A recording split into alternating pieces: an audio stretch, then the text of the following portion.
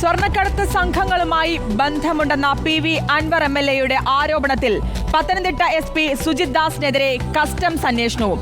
Kochi customs preventive യൂണിറ്റാണ് അന്വേഷിക്കുന്നത്. സുജിത് ദാസിനെതിരെ പ്രാഥമിക വിവരങ്ങൾ ശേഖരിച്ചു തുടങ്ങിയതായാണ് വിവരം. കസ്റ്റംസ് മുൻ ഇൻസ്പെക്ടർ കൂടിയായിരുന്ന സുജിത് ദാസിനെതിരെ കൊച്ചി കസ്റ്റംസ് പ്രിവന്റീവ് വിഭാഗമാണ് അന്വേഷണം തുടങ്ങിയത്.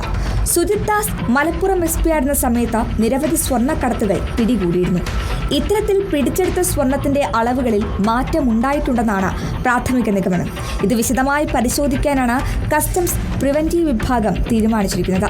ഇന്നലെ കൊച്ചിയിൽ ചേർന്ന കസ്റ്റംസ് ഉദ്യോഗസ്ഥരുടെ യോഗത്തിലാണ് അന്വേഷണത്തിന് തീരുമാനമെടുത്തത്. വിമാനത്താവളത്തിൽ നിന്ന് കസ്റ്റംസ് പരിശോധനയിൽ പിടിക്കപ്പെടാതെ പുറത്തെത്തുന്ന സ്വർണം പോലീസിന് എങ്ങനെ പിടികൂടാൻ കഴിയുന്നുവെന്ന കാര്യവും പരിശോധിക്കും. കസ്റ്റംസിനുള്ളിൽ സുജിത് ദാസിന് വിവരങ്ങൾ കൈമാറുന്നവർ ഉണ്ടോ എന്നും പരിശോധിക്കുന്നുണ്ട്.